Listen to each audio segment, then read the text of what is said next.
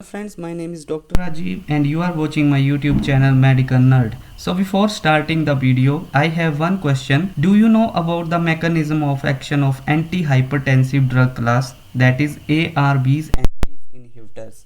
And if no, video will surely clear all of your doubts.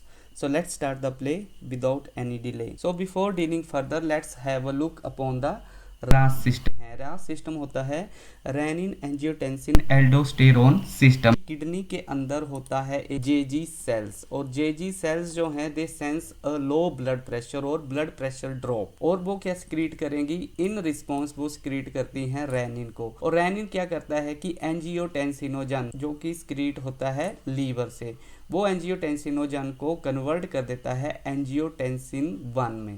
Enzyme रहता है that is angiotensin converting enzyme. तो angiotensin converting enzyme जो है वो angiotensin 1 को कन्वर्ट कर देता है एंजियोटेंसिन 2, और एंजियोटेंसिन 2 जो है वो फर्दर इफेक्ट दिखाता है दैट कॉजेज वेजो कंस्ट्रिक्शन। और अगर वेजो कंस्ट्रिक्शन होती है तो आर्टरीज जो है वो कंस्ट्रिक्ट करती हैं और क्या करती हैं? वो ब्लड प्रेशर को बढ़ा देती हैं। इसी तरह एंजियोटेंसिन 2 जो है वो एक्टिवेट करता है हार्मोन को दैट इज एल्डोस्टेरोन, जो कि कहाँ से सिक्रीट होता है? एड्रिनल कोर्टेक्स से।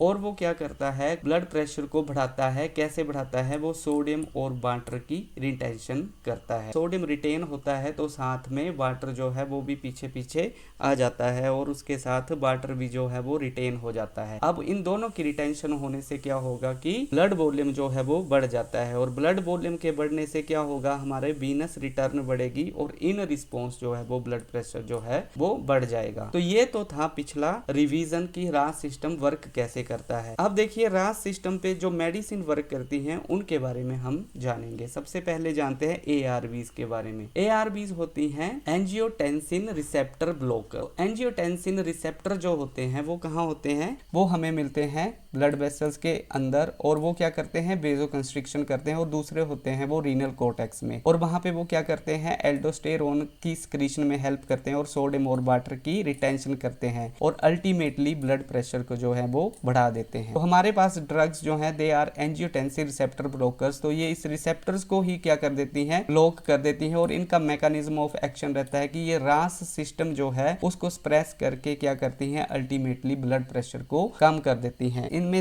फिक्स लगता है सार्टन, और इनके नाम है टेल्मिसार्टन, लोसार्टन और वेलसार्टन। अब हम इसके साथ ही बात करेंगे एस इनहिबिटर्स के बारे में। एस इनहिबिटर जो हैं वो क्या करते हैं? एंजियोटेंसिन कन्वर्टिंग एंजाइम जो है वो एंजियोटेंसिन 1 को कन्वर्ट कर देता है एंजियोटेंसिन 2 में, और अल्टीमेटली क्या करते हैं? वो ब्लड प्रेशर को बढ़ाते हैं। तो एस इनहिबिटर जो हैं वो भी वही काम करते हैं जो कि एआरबीज काम करते हैं, लेकिन दोनों में ये एक डिफरेंस है कि इनके साइड इफेक्ट के रूप में हमें ड्राई कफ देखने को मिलती है। और वो क्यों मिलती है? क्योंकि एंजियोटेंसिन कन्वर्टिंग एंजाइम जो है वो ब्रेडिकाइनिन की डिग्रेडेशन करता है। कौन? S, that is angiotensin converting enzyme. तो अब हम एस इनहिबिटर्स दे रहे हैं, इसका मतलब ये है कि हम एस की एक्टिविटी को कम कर रहे हैं, उसको सप्रेस कर रहे हैं।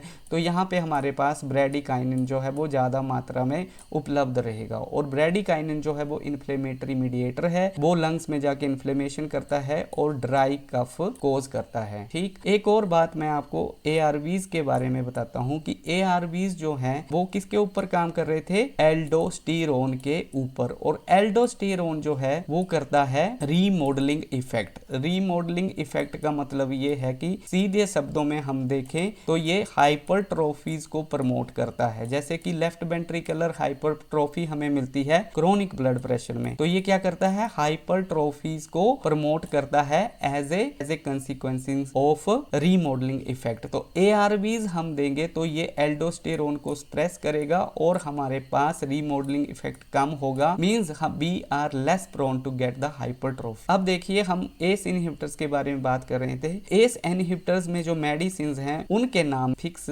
लगता है प्रिल। तो रेमिप्रिल और कैप्टोप्रिल। तो इस तरह से हमने ARVs और ACE इनहिबिटर्स के बारे में जाना। तो आजकल हम एंटी हाइपरटेंसिव ड्रग्स के बारे में बात कर रहे हैं। अगले लेक्चर में आप कौन सी ड्रग के बारे में मुझसे सुनना चाहते हैं, आप मुझे कमेंट सेक्शन में बता देना, मैं उसी के ऊपर फिर वीडियो बनाऊंगा। आपको ये वीडियो कैसा लगा आप मुझे जरूर बताएं और मेरे इस वीडियो को लाइक करें and subscribe to my channel. तो मिलते हैं नेक्स्ट वीडियो में।